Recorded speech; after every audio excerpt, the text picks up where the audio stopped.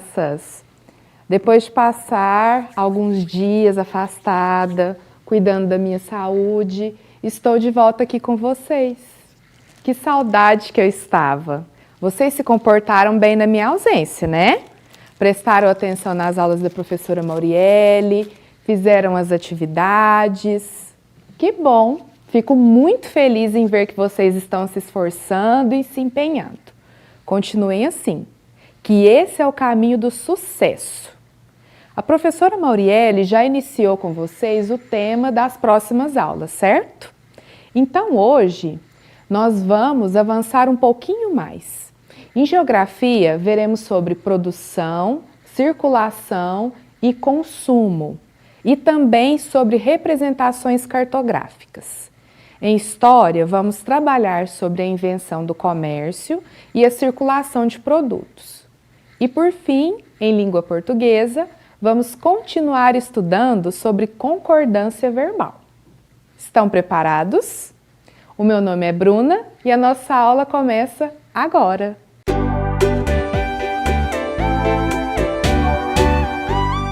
Crianças, a professora Mauriele abordou com vocês sobre a produção e o consumo das delícias que fazem parte do nosso dia a dia.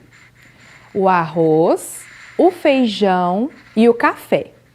E como foi que esses e outros produtos que consumimos começaram a ser produzidos e comercializados? Lá no início da civilização, há mais de 6.000 anos, os primeiros grupos familiares que conviviam entre si praticavam a agricultura de subsistência e cultivavam apenas os alimentos necessários para o seu sustento.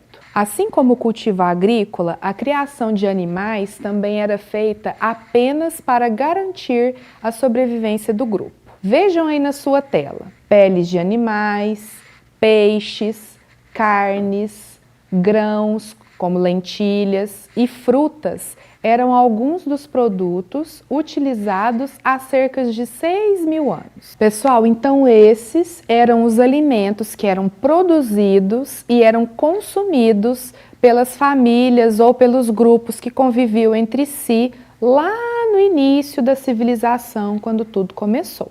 O tempo foi passando, as técnicas agrícolas foram se aperfeiçoando, a produção aumentou, gerando mais alimentos do que as famílias podiam consumir. Então, esses produtos que começaram a sobrar passaram a ser trocados entre os diferentes grupos familiares. Nesse período, aconteciam as trocas diretas entre produtos. Isso significa que um grupo familiar que produzia mais cereais do que ele era capaz de consumir, podia trocá-los antes que esses alimentos estragassem. Com outro grupo que tivesse muitos animais, por exemplo, vejam só aqui, quem produzia então mais cereais, ou mais frutas, ou mais verduras, podia trocar com aqueles que produziam os animais, que criavam animais. Então, poderia existir essa troca. Essas trocas diretas entre produtos e serviços, sem envolver valores, sem envolver dinheiro, também são conhecidas como escambo, ok? Galerinha, mas o que aconteceu? A população, lógico, foi aumentando. As trocas de mercadorias ficaram mais frequentes e até mesmo mais necessárias. Foi aí que os problemas começaram a surgir.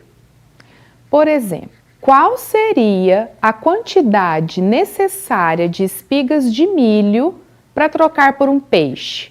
Se eu tivesse 1 milho, eu poderia trocar por um peixe? Ou 2 milhos eu trocaria por um peixe?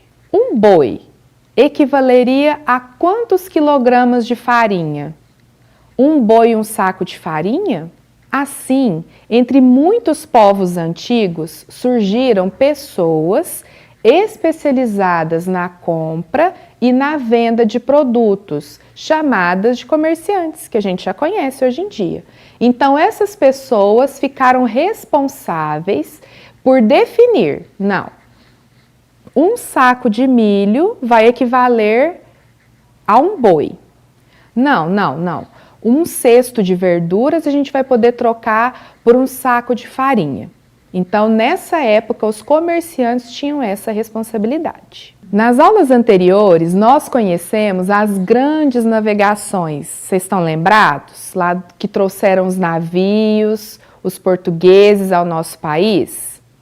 Nessa época, nessa ocasião, os portugueses fizeram uso do escambo, que a gente falou agora, ou seja, a troca de objetos e materiais pelos serviços e conhecimentos dos índios que aqui habitavam.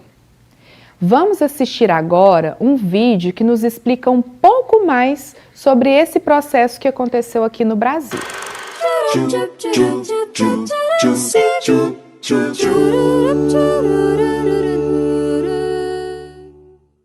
Então, os portugueses chegaram às terras brasileiras e encontraram os índios, todos nus. Os portugueses traziam consigo espelhos e armas que chamavam muito a atenção dos índios. Por isso, eles faziam escambo, que era uma... Peraí, Zé das Letras, eu não entendi uma coisa. O que você não entendeu, dona Vírgula? Escambo? Que é isso? Ora, dona Vírgula, escambo é o mesmo que troca. Os portugueses tinham muitos objetos que chamavam a atenção dos índios. E os índios, por sua vez, conheciam muito a mata e a natureza. Por isso eles faziam essa troca de conhecimentos. Ou seja, escambo é o mesmo que troca. Ah, agora eu entendi, Zé das Letras. Mas deixa esse negócio de escambo pra lá. O que acontece depois? Ah, vamos lá.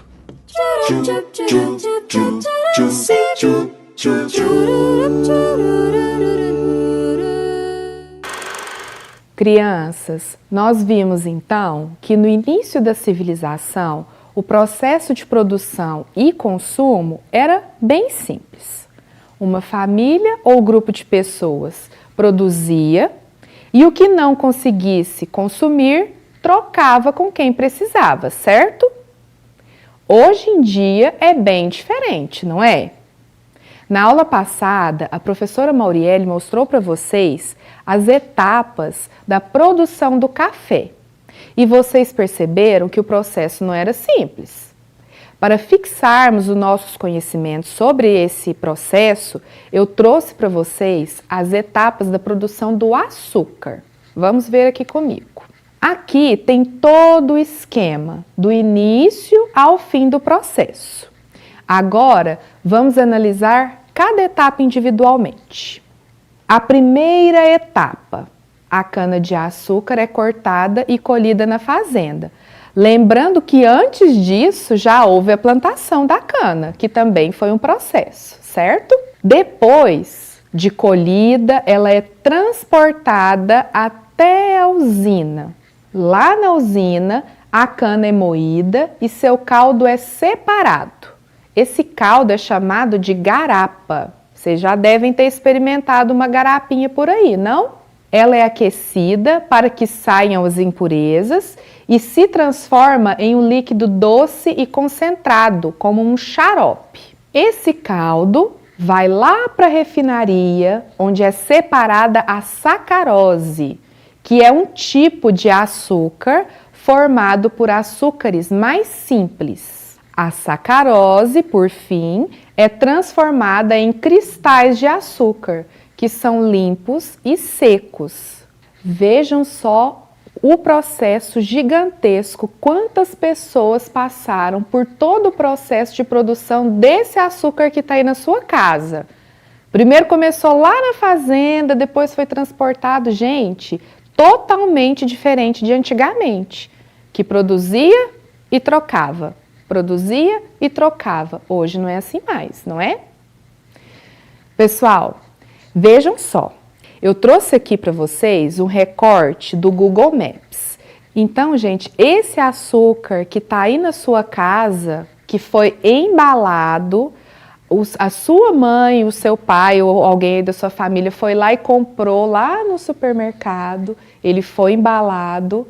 E aqui, no final, nós temos o açúcar, que a gente pode preparar vários alimentos e temos vários tipos de açúcar. O açúcar cristal, o açúcar refinado, o açúcar demerara. E aí a gente pode fazer um bolo, um pudim, e tudo a gente utiliza o açúcar.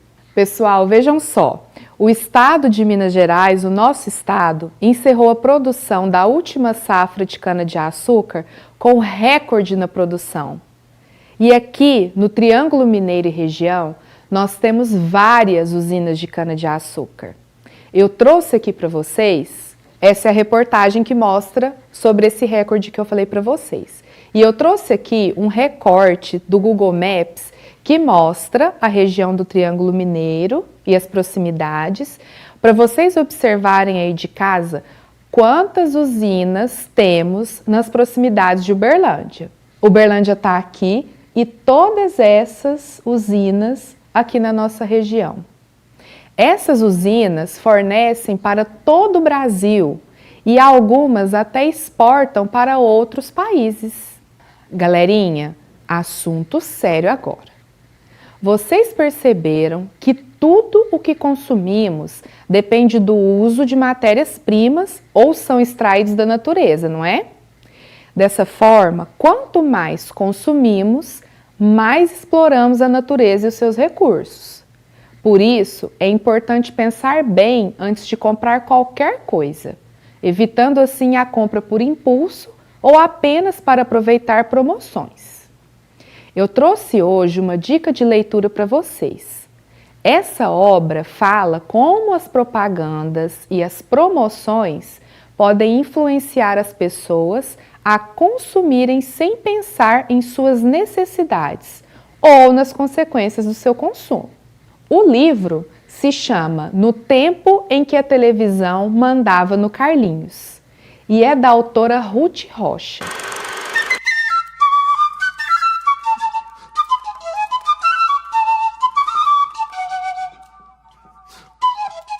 A gente tem uma turma bem engraçada. Tem o Catapimba, que joga futebol muito bem. Tem o Beto, que sabe tudo o que acontece no bairro. Tem o Batata, que é zagueiro do time da outra rua. Com o Batata aconteceu uma coisa engraçada. Pelo apelido, você já pode imaginar como ele era gorducho. Mas também ele vivia comendo o dia inteiro. Tudo que ele via anunciado pela televisão ele queria. Queijinho que vale por um bifinho, achocolatado da Miúcha, macarrão da Patrícia, milkshake do Bubu, pipoca do Gatinho, biscoito do Chuchu, Coca-Bola e tudo. Acho que ele nem sabia se era gostoso ou se era porcaria. Era só mania de ir atrás de tudo que a televisão dizia.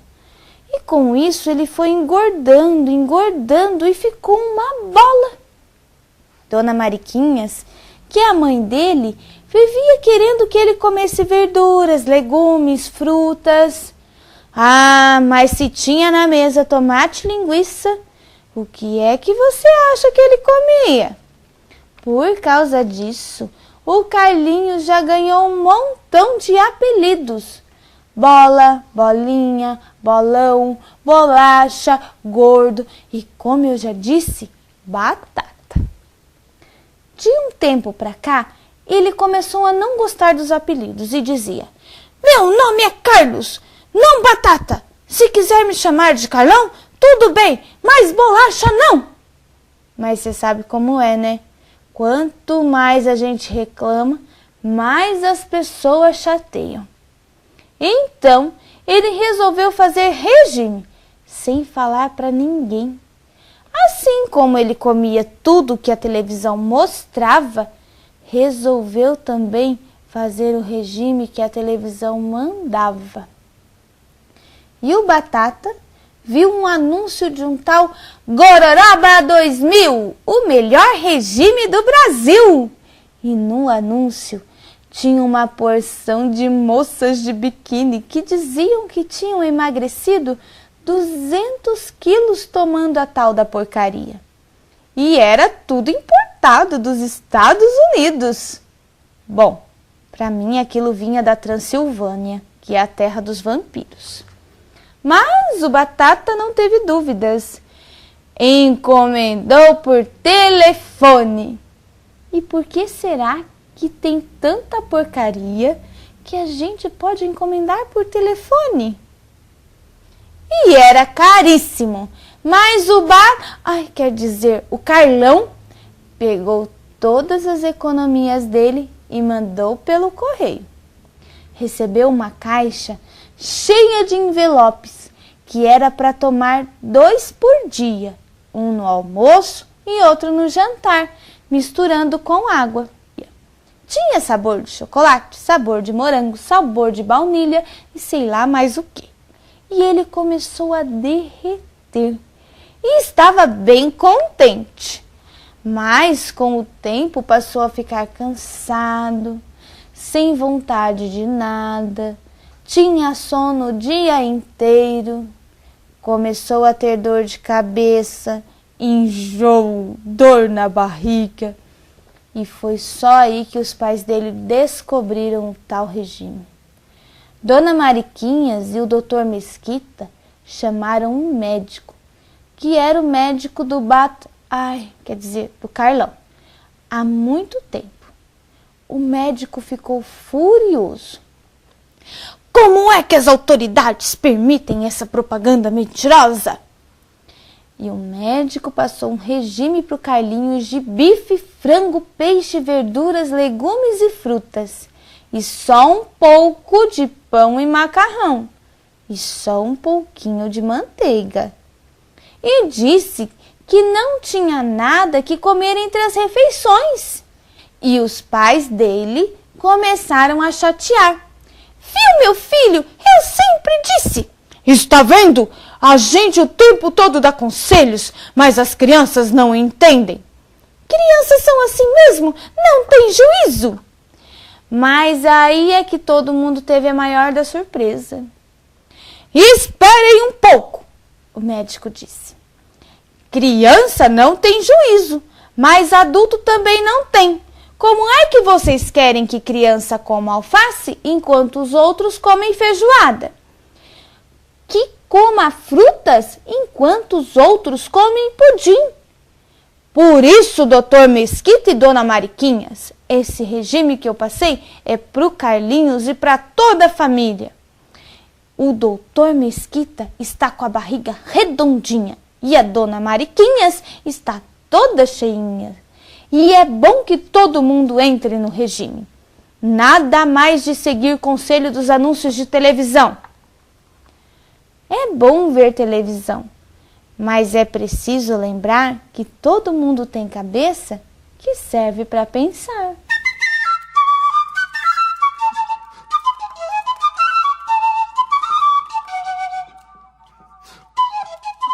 Pessoal, e no desafio de hoje, eu quero propor que você reflita e converse com seus responsáveis e com as pessoas do seu convívio sobre como vocês lidam com o consumo.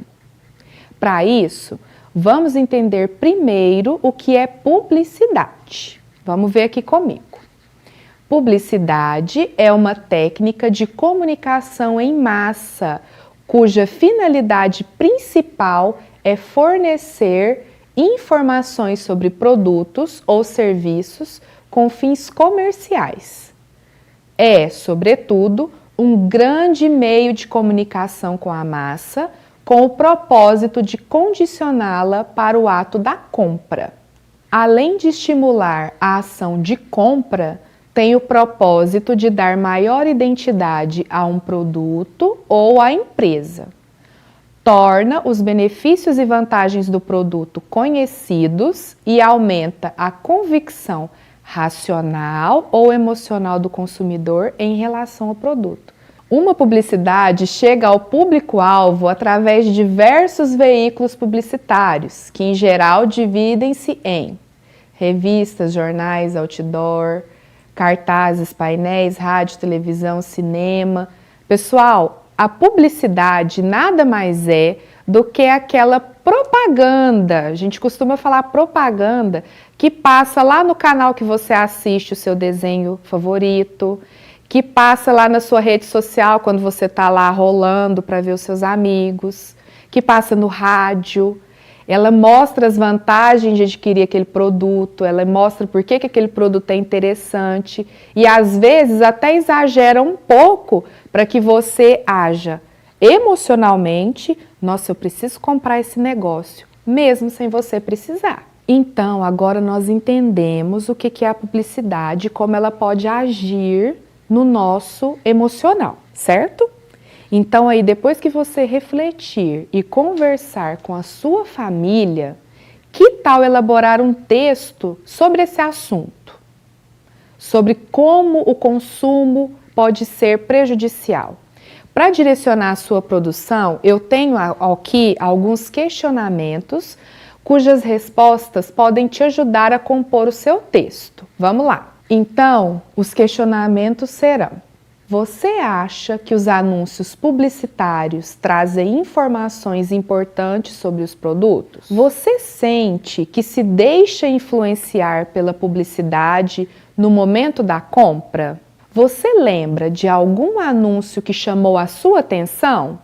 Por quê? Você já comprou alguma coisa só por causa do anúncio?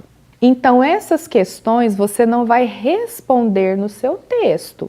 Você vai refletir e usar para poder compor, para poder redigir o seu texto. Lá no seu momento de reflexão com a sua família, você pode usar essas perguntas. E depois, na sua produção, você vai esquematizar o seu texto.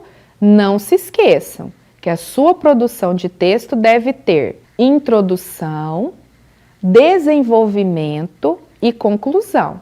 Você usa aqueles questionamentos, aquelas perguntinhas, para esquematizar o seu texto dessa maneira, com introdução, desenvolvimento e conclusão. Pessoal, além da introdução, do desenvolvimento e da conclusão, vocês não podem se esquecer da concordância verbal.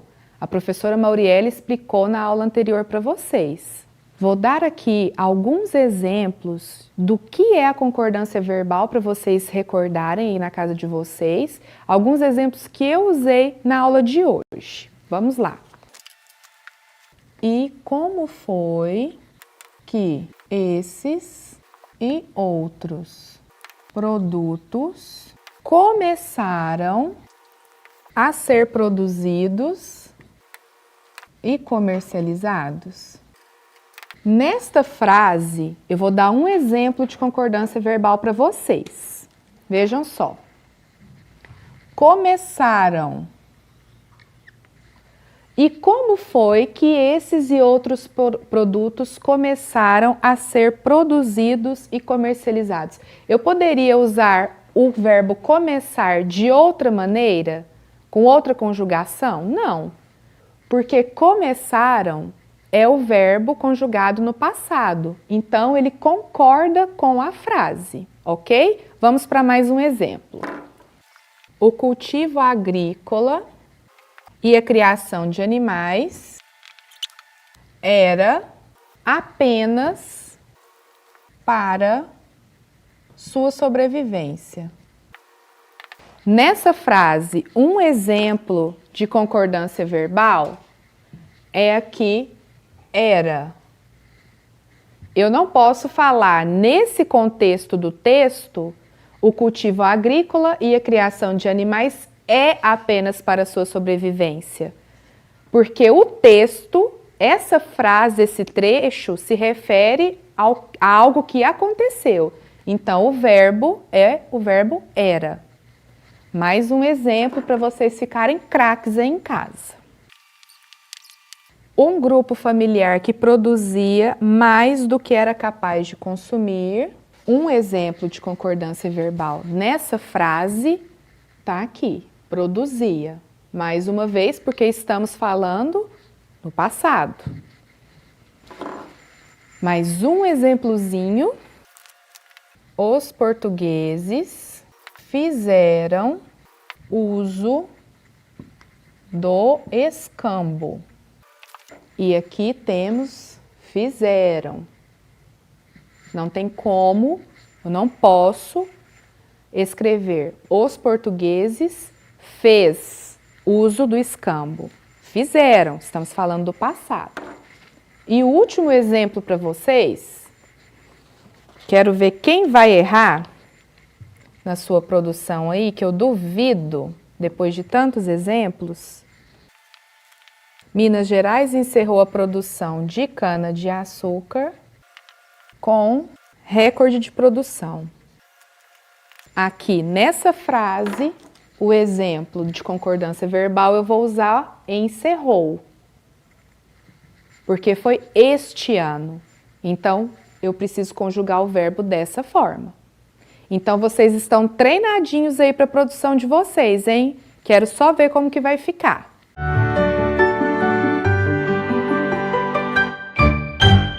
Pessoal, nosso momento chegou ao fim. Mas semana que vem estou de volta, hein?